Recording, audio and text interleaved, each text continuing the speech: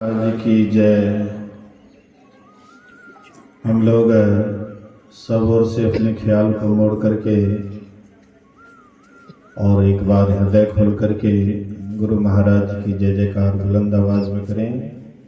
श्री सद्गुरु महाराज की जय। एक मैं के हाथ दीजिएगा।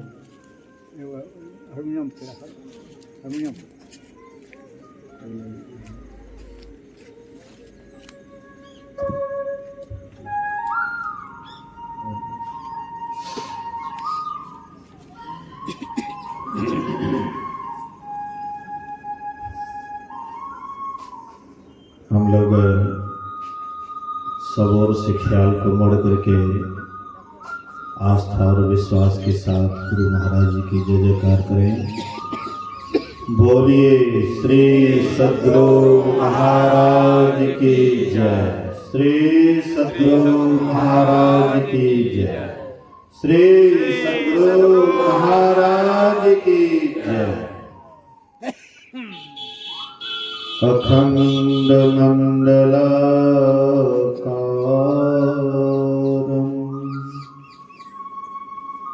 व्याप्तं येन चराचरं तत्पदं दर्शितं येन तस्मै श्री गुरुवे नमः।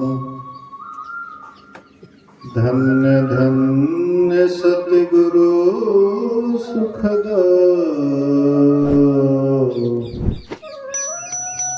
महिमा कही ना जाए। जो कुछ कहा तुम्हारी कृपा मोते कछु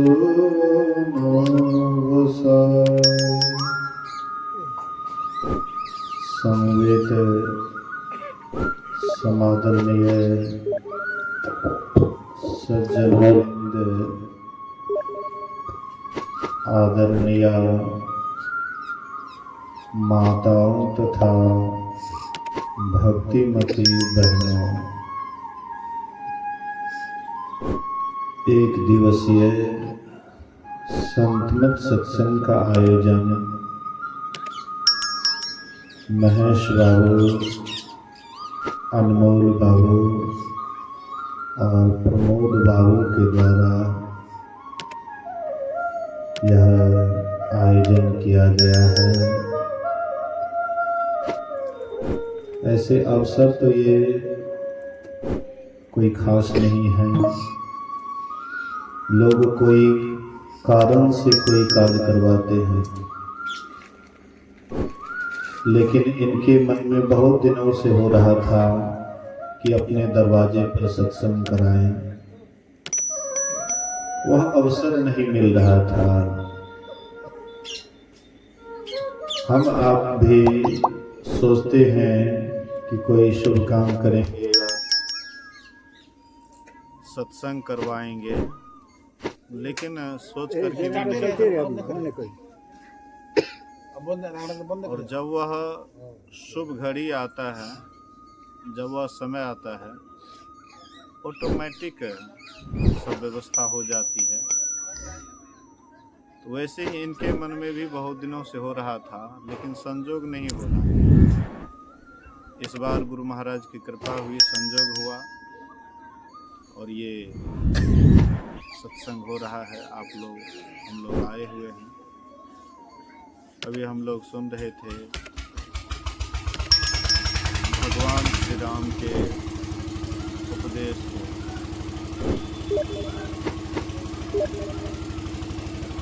भगवान श्री राम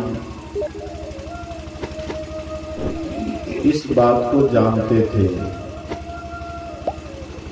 कि यह मनुष्य शरीर से ही वह दुर्लभ काम हो सकता है जो अन्य शरीर से नहीं हो सकता है। वह दुर्लभ काम कौन ऐसा है जो मानव शरीर से ही हो सकता है और दूसरे और कोई शरीर से नहीं हो सकता है। तो मनुष्य शरीर से ही मोक्ष धाम में जाने की सीढ़ी है। मुक्ति में जाने के लिए मानव शरीर ही एक ऐसा शरीर है जिससे हम मोक्ष में जा सकते हैं, मुक्ति में जा सकते हैं।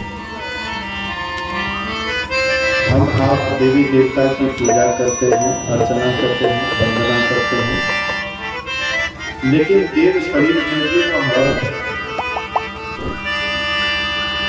रास्ता नहीं है जो रास्ता मनुष्य शरीर में है।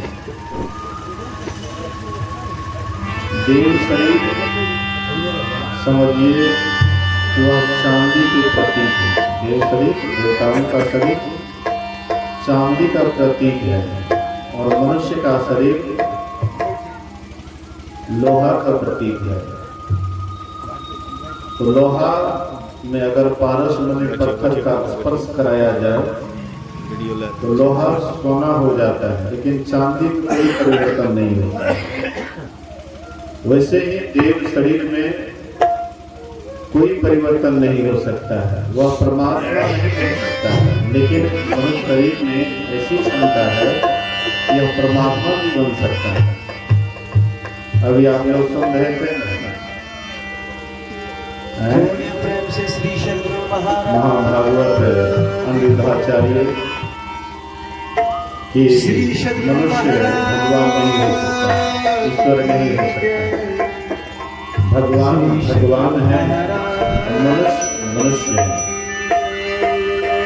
लेकिन थोड़ा सा विचार कीजिए, रामचरितमानस में लिखा है ईश्वर अंश जीव अविनाशी चेतन अमल सह सुखराशि। यह जीव ईश्वर का अंश है। हम लोग अंश से समझते हैं कि कोई टूटा फूटा अंश है, जैसे पहाड़ का एक छोटा सा पत्थर अंश होता है। पहाड़ से जो टूट जाता है, बिखर जाता है, अलग हट जाता है, तो उसको कहते हैं कि ये पहाड़ का अंश है। तो फिर ये टूटा हुआ जो पत्थर है वह पहाड़ में फिर नहीं सट सकता है, फिर एक नहीं हो सकता है। जैसे वृक्ष है, वृक्ष से जो पत्ता गिर जाता है फिर वह वृक्ष में नहीं समाता है। तो हम आप भी सोचते इसी तरह से हम लोग भी परमात्मा से टूटे फूटे अंश हैं, फिर परमात्मा में नहीं समा सकते। लेकिन ये अंश ऐसा नहीं है, टूटा फूटा अंश नहीं है। ये अंश कैसा है, जैसे ये आप लोग देख रहे पंडाल है, ये पट के अंदर के आकाश को पटाकाश कहते हैं। एक मिट्टी का घड़ा रख दीजिए, उनके अंदर में भी आकाश है, उसको घटाकाश कहते हैं। तो घड़ा को फोड़ दीजिए, ये पटाकाश से मिल जाएगा। ये पटाकाश को हटा दीजिए, ये महदाकाश से मिल जाएगा। मिला ही है, लेकिन आवरण के कारण बुझाता है कि ये अलग है। लेकिन जैसे ही घटमट प्रपंचन जब मिटे, नहीं अंश कहना चाहिए। ये देख रहा है, हमारी दृष्टि के कारण हमें लग रहा है कि ये महदाकाश से अलग है पटाकाश, ये पटाकाश से अलग है मठाकाश, हाँ, या घटाकाश, लेकिन अलग नहीं है। घड़ा फूटने के बाद वो स्वयं स्वाभाविक पटाकाश में मिल जाता है, और ये पर्दा को हटा दीजिए तो ये स्वयं महदाकाश से मिला ही है, मिलाने की कोई जरूरत नहीं है। इसी तरह से हम आप भी परमात्मा से बिना टूटे फूटे अंश हैं। आवरण के कारण हम आप परमात्मा से अलग हो जाते हैं, लेकिन जैसे ये आवरण हटता है तो इसमें और परमात्मा में कोई अंतर नहीं रहता है। गंगा जल, गंगा में पानी बहुत है, गहरा है पानी, तो वो भी पानी है। हम आपके लोटा में भी पानी है, लेकिन ये पानी ले जाकर के उस पानी में मिला दीजिए तो क्या हो जाएगा, अलग पानी हो जाएगा। अब फिर वह पानी, लोटा वाला पानी निकालिएगा, क्या निकलेगा? साधारण पानी अगर गंगा जल में मिल जाता है और फिर आप सोचिएगा कि वह साधारण पानी फिर हम लोटा में ले लेंगे, मिलाने के बाद क्या निकलेगा? कितना हो कोशिश कीजिएगा, जैसे गंगा के पानी में मिला वो गंगावत हो जाता है, फिर वह साधारण पानी नहीं रहता है। इसी तरह से हम आप भी ईश्वर के अंश हैं, अविनाशी जीव हैं, लेकिन आवरण के कारण बुझाता है कि हम परमात्मा से अलग हैं। लेकिन ये जब साधना के द्वारा आवरण सभी आवरणों को पार कर जाते हैं, इनमें परमात्मा में कोई अंतर नहीं रहता है। इसलिए भगवान राम कहते हैं यह जीव अविनाशी है और 84 लाख योनियों को तय करके तब मनुष्य शरीर पाता है। समाधि के आकर चारी लक्ष 84 जोनि भ्रमत यह है जीव अविनाशी, फिरत सदा या कर प्रेरा काल कर्म भगवान राम कहते आकर चारी लक्ष 84 लाख योनियां हैं, अंडज, पिंडज, पुष्पज, अंकुरज, ये चार तो मैंने कहा आप तो पढ़े लिखे, चार खानी है, चार खानी में 84 लाख योनियां हैं। मैंने कहा और ये अविनाशी जीव 84 लाख योनियों में कर्मवश भ्रमते रहता है, भटकते रहता अब है, तो आप विद्वान जन्मते मरते तो कितना दुख होता है, छोड़ वह करके तो एक लाइन पढ़ आप स्वयं अनुभव करते होंगे। हालांकि जब बच्चा जन्म लेता है तो उस समय बच्चा अबोध होता है, क्यों? उसको बोध नहीं होता है। आपको बनने वाला से क्या लेकिन लेना देना अबोध है? हो या बोध हो, लेकिन जो जन्म लेता है जब दुख होता है तो अबोध को भी यह ज्ञान होता है कि हमें दुख हो रहा है। उसी बोध वाले को तो ज्ञान होवे करता है, लेकिन अबोध को भी होता है। अगर उससे दुख नहीं होता तो वे रोते क्यों? हंसते हुए इसको आना चाहिए। माँ के गर्भ से जब आता है तो रोता क्यों है? रोना दुख की निशानी है, दुख हुआ है इसलिए रो रहा है। और जब हम शरीर छोड़ते हैं तो उस समय में हमारा आवाज ही गायब हो जाता है, आवाज ही हरण हो जाता है। तो उस समय में उदास चेहरा उदास रहता है, आंख में पानी डब करते रहता है जब शरीर छोड़ते हैं। मतलब चेहरा से लगता है कि बड़ा कष्ट हो रहा है, बड़ा दुख हो रहा है। मेरी माता जी शरीर छोड़ रही थी तो मुझे मालूम हुआ तो मैं गया। मेरे जाने के बाद 5 मिनट के अंदर शरीर छोड़ देती थी। तो चेहरा से लगता है, चेहरा आप देखिएगा ना गौर से, तो चेहरा से लगेगा कि बहुत उदास लग रहा है, मतलब बहुत काफी परेशानी में है, बहुत दुख में है। तो ये अविनाशी जीव जन्मते मरते जो कष्ट पाता है, दुख पाता है, परमात्मा को रहा नहीं जाता है।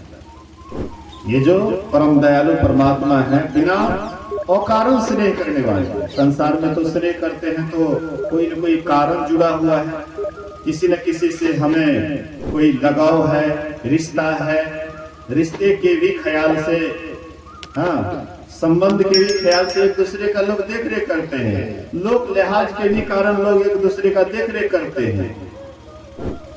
आज जिससे आपको रिश्ता नहीं है उनसे आपको कोई लगाव है, दुखी है, परेशान है, कराह रहा है दुख से, कोई उससे लेन देन रहता है, आपको देख लेते हैं और बगल से चले जाते हैं। लगाव नहीं है, उनसे जुड़ाव नहीं है, संबंध नहीं है, इसलिए हम उसका देख करके भी अनदेखा कर देते हैं। बहुत होता है तो आह भर देते हैं, आहा कितना दुख हो रहा है।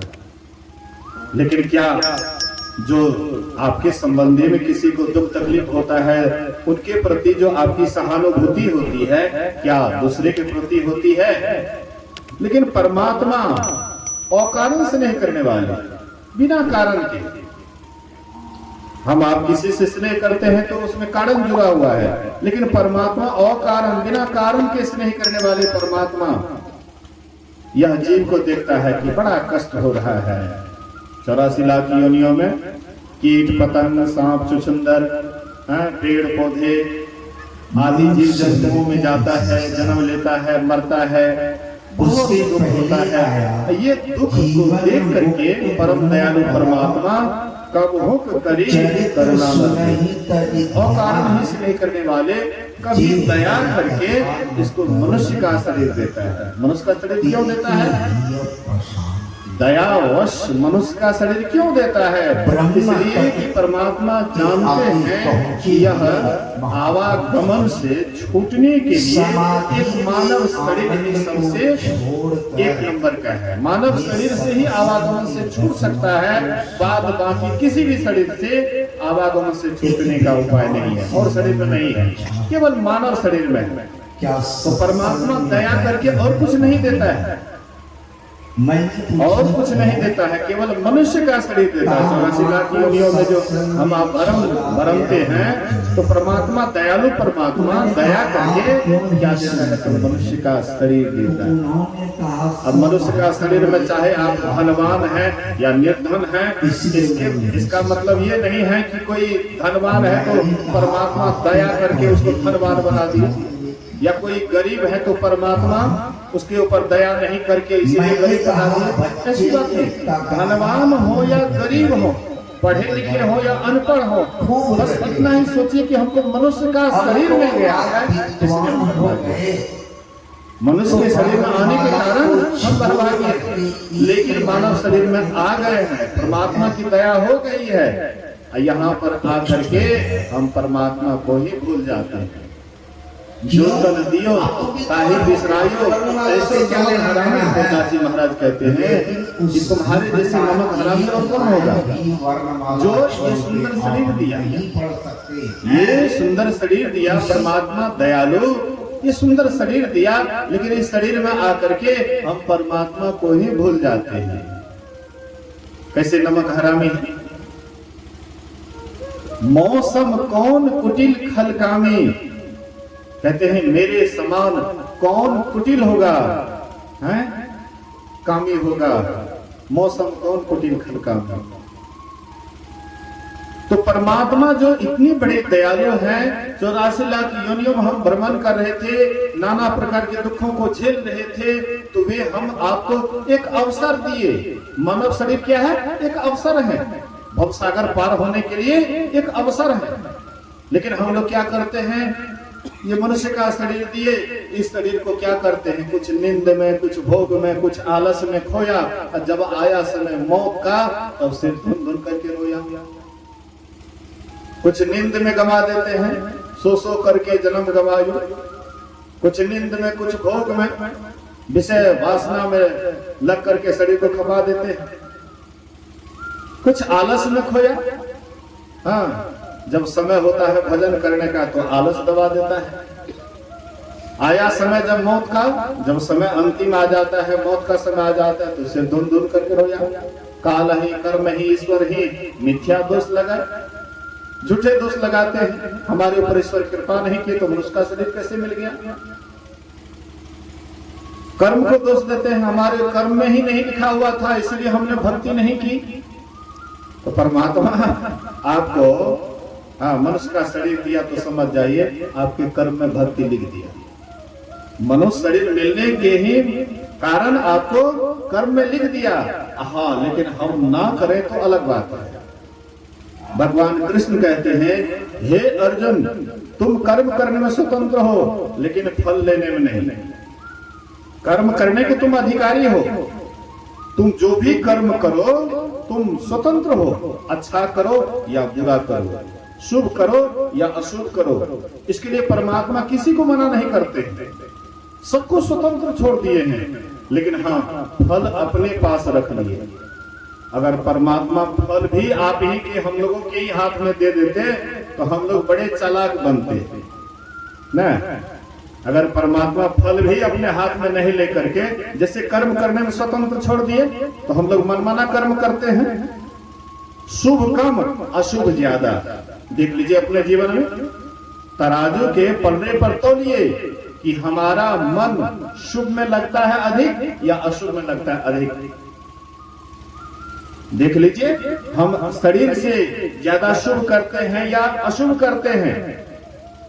अगर आप ज्यादा शुभ कर्म कीजिएगा तो परमात्मा भक्ति की तरफ आप बहुत जल्दी अग्रसर हो जाइएगा। रामकृष्ण परमहंस जी महाराज कहते थे, किसी का शुभ कर्म जब शुभ कर्म वाला पल्ला जब भारी हो जाता है, अशुभ कर्म करने वाला पल्ला जो हल्का हो जाता है, तो उसको सत्संग ध्यान में मन लगने लग जाता है। बोलिए श्री सद्गुरु।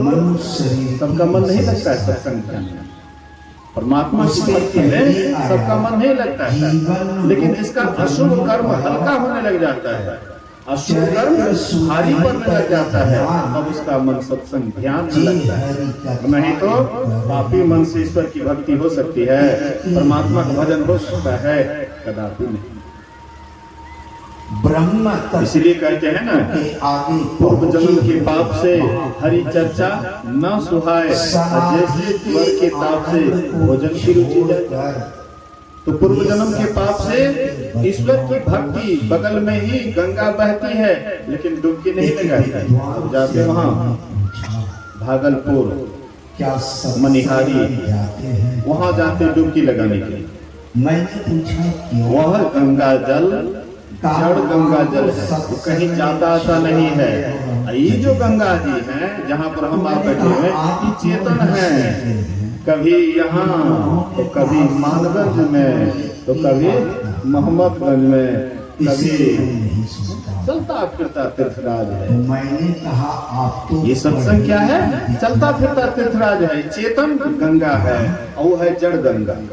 मैंने कहा जड़ गंगा में तो सब जाते हैं डुबकी लगाने के लिए, लेकिन चेतन गंगा में कोई बिरला ही जाता है। खूब रटे हैं। जड़ गंगा से शरीर की शुद्धि होती है, लेकिन चेतन गंगा से मन की शुद्धि होती है। और मन आपका जितना ही शुद्ध होगा, उतना ही आप परमात्मा की तरफ जाइएगा। इसीलिए कहते हैं, हाँ, तो भगवान राम कहते हैं कि काल ही कर्म ही ईश्वर ही, क्या लेना देना है। तुम ईश्वर को झूठे दोष लगाते हो। ईश्वर मेरी पर कृपा नहीं की, कृपा नहीं की, तो उसका समय कैसे मिलेगा? आप नहीं पढ़ सकते हैं। तो हम आपको समय मिला है, हमारी कर्म में भी लिखा है, परमात्मा की कृपा है। अब फिर भी अगर मनुष्य शरीर में आकर के भी अगर परमात्मा की भक्ति नहीं करते हैं, तो हम आपके जैसे अभागे कौन होंगे? भगवान कृष्ण गीता में कहते हैं, आहार निद्रा भय मैथुनं च सामान्य में तत् पशुभिः नराणां ज्ञानं नराणां अधिकं विशेषो ज्ञाने निहीना पशुभिः समाना। आहार निद्रा, हम आप भोजन करते हैं, एक पशु पक्षी भी भोजन करता है। हम आप रात में सोते हैं, पशु पक्षी भी देखिएगा शाम होता है वो भी अपने घोंसला में चला जाता है, वो भी सोता है। हम आपको जैसे अपने प्राण का डर है, वैसे एक पशु पक्षी को भी प्राण का डर है। आप बाइक से जा रहे हैं, आप गाड़ी से जा रहे हैं, देखिएगा कुत्ता सोया हुआ है रोड पर और देखता है कि कहीं मेरे तरफ तो गाड़ी नहीं आती है, सोया भी है और उसका नजर भी है कि कहीं मेरे तरफ गाड़ी चढ़ा तो नहीं देंगे। और जब देखता है कि बगल से गाड़ी गुजर रही है, आराम से सोए रहता है। अब कहीं गाड़ी उसके तरफ जाने वाला है तो उस भी बड़ा तेजी से भागता है अपना प्राण बचाने के लिए। तो अपने प्राण का डर पशु पक्षी को भी है, हम आपको भी है। एक पशु पक्षी भी संतान की उत्पत्ति करते हैं।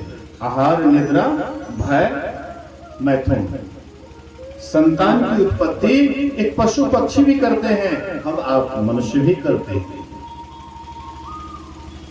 संतान उत्पत्ति गार्हस्थ जीवन में संतान उत्पत्ति अनिवार्य है। गृहस्थ आश्रम में अगर संतान उत्पत्ति ना हो तो गृहस्थ आश्रम कैसे चलेगा? माँ पिता का संजोग नहीं होता तो हम लोग संसार में कैसे आए? ये अनिवार्य है। हाँ, संतान उत्पत्ति अनिवार्य है। इसलिए आहार निद्रा भय मैथुन सामान्य में तत् पशु भी नराम, मतलब मनुष्य में और पशु में ये सब सामान्य है, सब में ये सामान्य है। लेकिन केवल इतना ही तक अगर हम सीमित रह जाते हैं तो तब हम और पशु में कोई अंतर नहीं है। बिना पूछ के पशु के पास में ज्ञान नहीं है, पक्षी के पास में ज्ञान नहीं है। कौन ज्ञान? कि घर बनाने वाला ज्ञान, पढ़ने लिखने का ज्ञान, नौकरी चाकरी करने का ज्ञान, पैसा कमाने का ज्ञान।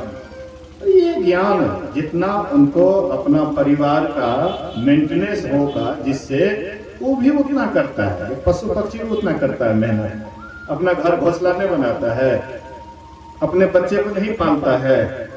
देखिए तो हमने मैना को देखा कि मैना के छोटे छोटे बच्चे उसके पीछे पीछे जा रहे थे।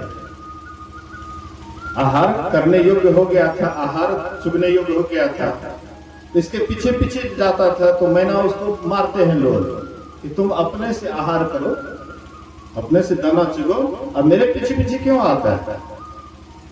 जैसे हम आपके बाल बच्चे जब बड़े हो जाते हैं तो उसको भी कहते हैं कि तुम अपना काम करो, मेहनत करो, कमाओ खाओ। इतना काम तो वे भी करते हैं, हम आप भी करते हैं। तो ये ज्ञान कोई ज्ञान नहीं, ज्ञान वह ज्ञान जिस ज्ञान के बाद सभी अज्ञानता आपका खत्म हो जाए। आत्म ज्ञान बिना नर भटके, क्या मथुरा क्या काशी रे। आत्म ज्ञान होना चाहिए, ईश्वर का ज्ञान होना चाहिए, उसके पास जाने का क्या रास्ता है उसका ज्ञान होना चाहिए। तो मानव शरीर में ही तो हो सकता है। तो वे परमात्मा करुणामय दयालु परमात्मा हम आपको मनुष्य का शरीर दिए, मनुष्य का शरीर दिए अर्थात एक अवसर दिए कि मेरी भक्ति करके तुम मेरे पास आ जाओ। यहाँ पर जितने बैठे हुए हैं श्रोतागण प्राय सभी गार्हस्थ जीवन बिताने वाले हैं। गार्हस्थ जीवन में संतान सुख सबसे बढ़कर के सुख है। कोई गृहस्थाश्रम में है, उनको संतान नहीं है तो वे अपने को बड़ा भाग्यहीन समझते हैं। गृहस्थ जीवन में रह करके और संतान नहीं हो अपने को बड़े भाग्यहीन समझते हैं, और जिसके पास संतान है तो अपने को भाग्यवान समझते हैं। और आपका संतान आपसे बिछुड़ जाए, क्या आप प्रसन्न रहिएगा, खुश रहिएगा? बहुत दुखी रहिएगा। संतान अगर आपका आपके पास नहीं रहे, बिछुड़ जाए, तो जैसे माता पिता दुखी रहता है उसी तरह से बच्चा भी दुखी रहता है। जब तक वह अपने माता पिता से न मिल जाए और संतान भी दुखी और माता पिता भी दुखी। इसी तरह से हम आप भी परमात्मा के संतान हैं, हम आप भी परमात्मा के संतान हैं।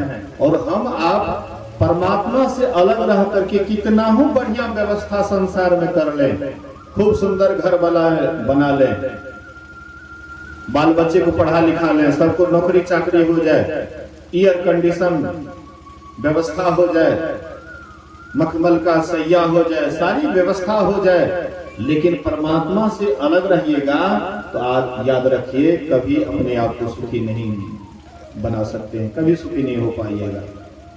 क्योंकि ये जिसका अंश है, ये जहां से बिछड़ा हुआ है, जब तक ये उसके पास नहीं चले जाए तब तक ये शांत नहीं हो सकता है, तब तक इसको शांति नहीं मिल सकती है। एक ढेला है, ढेला को आप आकाश की तरफ फेंकिए, वह ढेला तब तक उसमें कंपन रहता है, हिलडुल रहता है, थरथरी रहता है, जब तक अपने जाति पृथ्वी से नहीं मिल जाता है। वही ढेला जब अपने जाति पृथ्वी से मिल जाता है तो ढेला बिल्कुल शांत हो जाता है। ऐसे ही यह जीव जब तक परमात्मा से अलग रहेंगे तब तक ये कितना हो व्यवस्था में रहे, ये दुखी ही रहेगा। इसलिए संतों ने कहा कि मानव का शरीर मिला है, चलिए। कहाँ चलिए? जहां से आए हैं। कहां से आए हैं? तो हम लोग परम पद निःशब्द के वासी हैं। तू उतरी पड़ियो तम माही, आ पीव निःशब्द में, यही ते पड़ गए दूर, चलो निःशब्द में। हम आप निःशब्द के वासी हैं, निःशब्द से आ गए शब्द में, शब्द से आ गए प्रकाश में, प्रकाश से अभी अंधकार में प्रत्यक्ष में पड़े हुए हैं। आप कहिएगा कि नहीं बाबा, अभी तो हम प्रकाश में हैं, बिजली की रोशनी हो रही है, सूरज की रोशनी धीरे धीरे घट रहा है, अब बिजली की रोशनी हो रही है, तो हम लोग अंधकार में कहाँ हैं? तो ये तो हम आपका शरीर है प्रकाश में, लेकिन हम आप कहाँ हैं? तो शरीर को देखने के लिए आंख खोल करके देखते हैं। शरीर को देखना है तो दूसरे की तरफ देखना है, शरीर की तरफ देखना है, आंख खोल करके देखना है। अपने को देखिए, तो अपने को देखने के लिए क्या करना पड़ेगा? तो आंख बंद करके देखना पड़ेगा। तो आंख बंद कीजिए। आंख बंद करके जब अपने आप को देखते हैं तो एकदम अंदर में घनघोर अंधकार है। यही अंधकार ही दुख का जड़ है।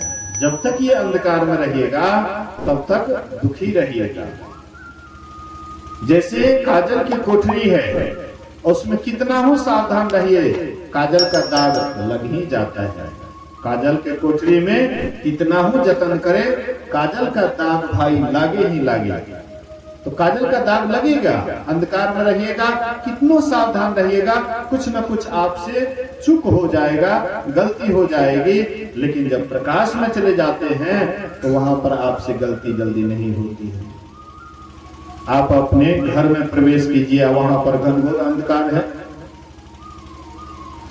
आपके घर में टेबल है, कुर्सी है, हाँ, सोने के लिए पलंग है, लेकिन अंधकार होने के कारण कुर्सी से ठुकरा जाते हैं, टेबल से ठुकरा जाते हैं या पलंग से ठुकरा जाते हैं। था सुख देने वाला सामान, अब मिल गया दुख। दुख क्यों मिला? अंधकार रहने के कारण। अगर प्रकाश होता तो हम ठुकराते नहीं, आराम से जाते, जो बैठने योग्य चीज है उस पर बैठते, लेटते। तो अंधकार होने के कारण जो सुख की वस्तु है वह दुख देता है। इसलिए महापुरुष कहते हैं कि प्रकाश में चलिए। ये शरीर क्या है? साधन धाम, मोक्ष कर द्वारा, अपाई न जही परलोक सवारा। ये शरीर साधनों का धाम है, इसी में मोक्ष का दरवाजा है। ये मनुष्य शरीर क्या है? चौराहा। जैसे हम लोग देखते हैं ना, चार जहां चौबटिया, चार गो बाट होता है, चार रास्ता होता है, उसको चौराहा भी कहते हैं या चौबटिया भी कहते हैं। तो चौबटिया पर आप आ गए हैं, अब यहां से आप जाना किधर चाहते हैं? क्या आप 84 लाख योनियों में जाना चाहते हैं? हम आपके यहाँ गाय है, गाय को बहुत पवित्र मानते हैं, उनके गोबर से घर द्वार निपटे पोतते हैं, पवित्र करते हैं। अगर आपको कह दे कि आप गाय में चले जाइए, क्या आपको अच्छा लगेगा? क्या आप गाय में जाना पसंद करेंगे? कहेंगे नहीं। मनुष्य का शरीर कैसो भी है, लेकिन मनुष्य का शरीर सबसे अच्छा है, बढ़िया। हम अपने आप सब काम करने के काबिल हैं, सब कुछ कर सकते हैं। इसलिए गाय के शरीर में हम नहीं जाना चाहेंगे। भैंस है, उसके शरीर में तो नहीं जाएंगे। मतलब 84 लाख योनिया में कोई भी शरीर है, उसमें हम आप जाना पसंद नहीं करते हैं। मनुष्य हैं तो मनुष्य शरीर को ही पसंद करते हैं।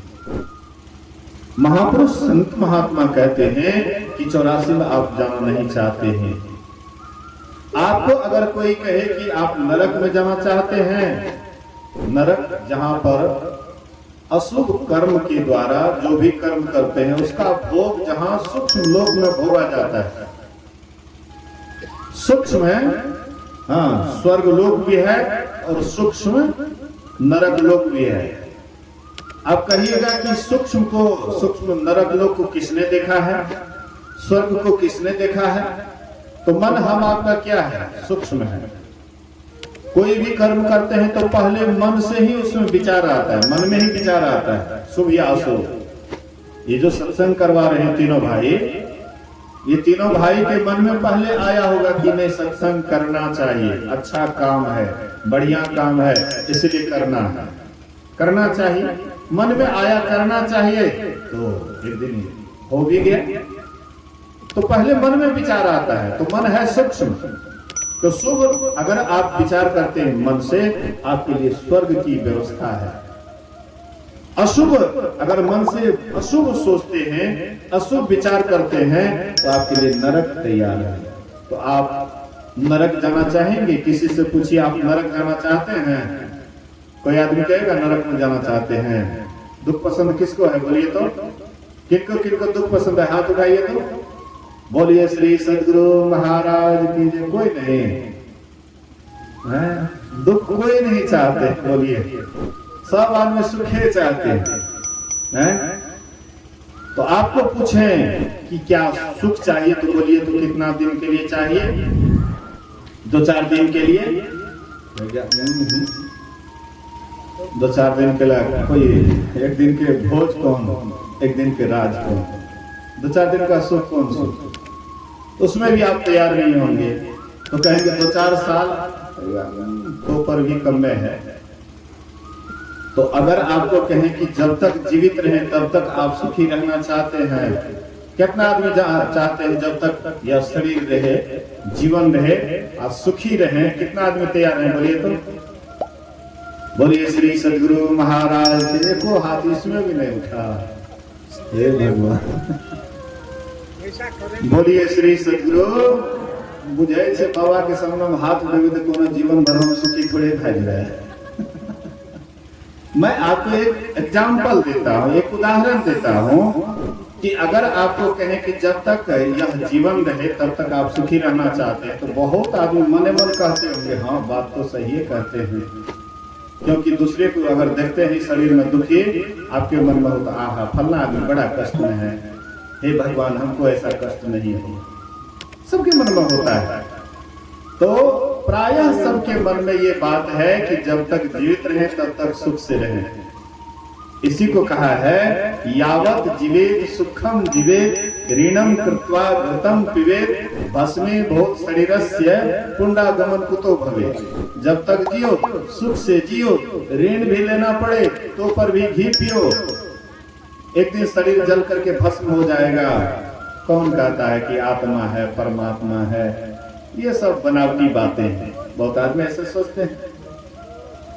लेकिन संत महापुरुष कहते हैं कि शरीर में आप हैं, अभी इस शरीर में आप हैं और इसके बाद भी आप रहिएगा।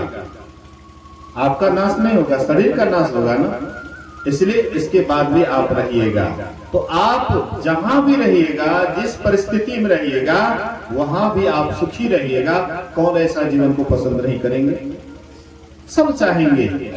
तो यहाँ से जाने के बाद या शरीर में रहते हुए या शरीर के बाद जाकर के हमको स्वर्ग मिले, सुख सुविधा मिले, वहां भी हम सुख से रहें, ये सब आदमी पसंद करेंगे। लेकिन महापुरुष संत महात्मा कहते हैं कि स्वर्ग भी अंत में दुख देने वाला है। स्वर्ग भी अंत में वहां से भी गिरना पड़ता है। जो ऊंचाई में जाता है ऊंचाई से गिरने का भी डर होता है। स्वर्ग ऊपर है, नरक किधर है? नीचे। नहीं, हम लोग बीचे में है, ये पृथ्वी बीच में है। ऊपर स्वर्ग और नीचे नरक। तो नरक तो कोई जाना नहीं चाहते हैं, जाना चाहते हैं स्वर्ग। तो ऊपर जाएंगे तो नीचे कौन गिरेंगे? नहीं गिरिएगा। लेकिन जो ना ऊपर जाएंगे ना नीचे जाएंगे, ये भीतरे में चले जाएंगे, तो उसको कहीं गिरने का डर होगा। बोलिए श्री सदगुरु। एक जगह जापान में बराबर भूकंप होता है। एक जैनी महात्मा ऐसे सत्संग कर रहे थे 7 मंजिला ऊपर मकान पर, और अचानक भूकंप आ जाता है। जैसे अचानक भूकंप आया तो जितने भी सत्संगी थे, श्रोता थे, सब के सब एकदम भागने लगे। सीढ़ी पर पूरा भीड़ हो गया, सब भागने लगे। और सब उधर भागने लगे तो महात्मा जी आंख बंद करके भीतरे भाग गए, अंधेरे में भाग गए। हाँ, ध्यानस्थ हो गए। आधा घंटा के बाद जब भूकंप शांत होता है तो घर वाला जो बुलाए थे महात्मा जी को, बोले कि भाई हम लोग तो सब आदमी भागे, लेकिन महात्मा जी कहाँ है, क्या उनकी स्थिति है, थोड़ा देखना चाहिए। तो जाकर के देखते हैं तो महात्मा जी ध्यानस्थ हैं, ध्यान में बैठे हुए हैं। आंख खुलता है, बोले कि महात्मा जी आप क्या प्रवचन किए न किए सब भूल गए। बोलिए श्री सद्गुरु भूकंप आने के बाद याद रहेगा। हम लोग अभी जो हम लोग सत्संग कर रहे हैं कितना खुश हैं, प्रसन्न हैं, प्रवचन सुन रहे हैं, अचानक भूकंप आ जाएगा तो कुछ ख्याल रहेगा। जान बचाने के लिए उपाय कीजिएगा कि कहाँ जाएंगे तो जान बच जाएगा। तो वैसे ही बोले कि महाराज आप क्या प्रवचन कर रहे थे सब दिमाग से भूल गए, लेकिन एक बात दिमाग में आता है कि सब भागे, लेकिन आप कहाँ भागे? आपको भी महाराज भागना चाहिए। आप कहाँ अपना जान बचाए? अगर कहीं मर जाते तो महात्मा जी बोले तुम भी भागा मैं भी भागा, लेकिन थोड़ा अंतर है। तुम बाहर भागा हम भीतर भागे। भागे तो दोनों, तुम भी भागे मैं भी भागा, लेकिन तुम बाहर में भागा मैं अपने अंदर में भागा। अगर मैं मर जाता तो अमर हो जाता, लेकिन तुम मरता तो फिर भी बारंबार तुमको मरना पड़ता। जा मरने से जग डरे मेरो मन आनंद, अब कब मरी हो कब पाई हो पूर्ण परमानंद। जो मरने से संसार डरता है, कबीर साहब कहते हैं कि वह मरने के लिए तो मैं बारंबार चाहता हूं कि वह मरनी ऐसी मरनी को मरे दिन में 100 बार। तो संत महात्मा कहते हैं ये शरीर साधनों का धाम है और मोक्ष का द्वार है। इस शरीर से हम नरक भी जा सकते हैं, 84 लाख योनियों में भी जा सकते हैं, और इस शरीर से स्वर्ग में भी जा सकते हैं। लेकिन स्वर्ग भी अंत में दुख देने वाला है। भगवान राम कहते हैं ना, यही तन कर फल विषय न भाई, स्वर्ग स्वल्प अंत दुखदाई। हे भाइयों, ये शरीर का फल अगर तुम विषय वस्तु खोजते हो, अगर स्वर्ग भी पाओगे अंत में दुख ही मिलेगा, वहां से भी तुमको नीचे उतरना पड़ेगा। नर्तन दुर्लभ देव को सब कोई कहत पुकार, सब कोई कहत पुकार देव दे ही नहीं पावे। ऐसे मूर्ख जन स्वर्ग की आस लगावे, पुण्य छीन सोई देव स्वर्ग से नरक में आवे। भर में चारों खानी पुण्य कही काहे रिझावे, तुलसी सतमत तत् कहे स्वर्ग पर करे खखार। नर्तन दुर्लभ देव को सब कोई कहत पुकार, स्वर्ग पर खखार करते हैं, थूक फेंकते हैं, हमको स्वर्ग नहीं चाहिए। विभीषण कहते हैं राम भगवान से, भले ही नाथ नरक करता दुष्ट संग जन देई विधाता। हे प्रभु, हमको भले ही नरक में डाल दीजिए, लेकिन दुष्टों का संग मत दीजिए। नरक में जाने से पाप घटता है और स्वर्ग जाने से पुण्य घटता है। आप घटाना किसको चाहते हैं? पुण्य घटाना चाहते हैं तो पुण्य पुंज बिनु मिला ही न संता। बिना पुण्य के संतों का दर्शन होगा, सत्संग मिलेगा, ध्यान कर पाइएगा, साधना कर पाइएगा, परमात्मा को प्राप्त कर पाइएगा। मतलब आपको साधना के लिए भी पुण्य चाहिए, पुण्य का पूंजी चाहिए। मन साधना में लगे, इसके लिए पुण्य चाहिए। स्वर्ग चले जाइएगा तो वहां पर पुण्य छीन सोई देव स्वर्ग से नरक में आवे। भर में चारों खानी पुण्य कही काहे रिझावे, तुलसी सतमत तत् गए स्वर्ग पर करे खखार। इसलिए स्वर्ग पर खखार मतलब हमको स्वर्ग नहीं चाहिए। हम लोग दिन रात स्वर्गीय के लिए कोशिश करते हैं कि किस तरह से हमें स्वर्ग हो जाए, लेकिन स्वर्ग भी अंत में दुख देता है। इसलिए वहां चलिए जहां जाने के बाद सुख दुख से आप ऊपर उठ जाइए। वही है मोक्ष, उसी को परमात्मा का धाम कहते हैं। वहां जाने के बाद कोई भी लौटता नहीं है। भगवान कृष्ण कहते थे, न तद्भास्यते सूर्यो न शशांको न पावकः, यद् गत्वा न निवर्तन्ते तद्धाम परमं मम। कहते हे अर्जुन, जहां जाने के बाद यह जीव लौटता नहीं है, जहां जाने के बाद आवागमन ही खत्म हो जाता है, जन्म मरण का चक्र ही समाप्त हो जाता है। कहते हैं कि वही मेरा परम धाम है। उसी को मोक्ष या मुक्ति कहते हैं या परम पद कहते हैं। इसी को कबीर साहब कहते हैं, कहो उस देश की बतिया जहां नहीं हो दिन रतिया। जहां पर दिन और रात नहीं होता है। मैं उस देश की बात करता हूं। कहते हैं न जोगी जोग से ध्यावे, उस देश में जाने के लिए न जोगी जोग से ध्यावे, न तपसी देह जरवावे, असहज में ध्यान से पावे, असुरत का खेल जही आवे। जिसको सूरत का खेल जो जान जाते हैं, सूरत को कैसे रखें, कहां रखें कि आपके अंदर में ज्योति जगेगी, परमात्मा की ज्योति जग जाती है, उसका आवाज भी सुनने के लिए मिलता है। जहां पर प्रकाश है वहां पर शब्द है। संसार में भी अभी आप देख रहे हैं ना, बिजली का प्रकाश है तो वहां से जनरेटर का आवाज हो रहा है। वैसे ये जो बिजली हम आपके यहाँ आता है, जहां पर बिजली का फैक्ट्री है वहां पर भी बहुत आवाज होता है। तो जहां पर प्रकाश है वहां पर शब्द है। भीतर में भी, आपके भीतर में भी कभी कभी प्रकृति का दृश्य भी हम आपको देखने के लिए मिलता है। जब सावन भादो का मौसम आता है तो बिजली छटकती है, उसके बाद ठनका का आवाज भी सुनते हैं। इसी तरह से हम आपके भीतर में भी परमात्मा की ज्योति है। घट घट अंतरी ब्रह्म लुकाया, घट घट ज्योति सबाई, बजर कपाट मुक्ति गुरुमति निर्भय ताड़ी लाई। जब तक वह वज्र कपाट नहीं खुलेंगे तो वज्र कपाट कैसे खुलेंगे?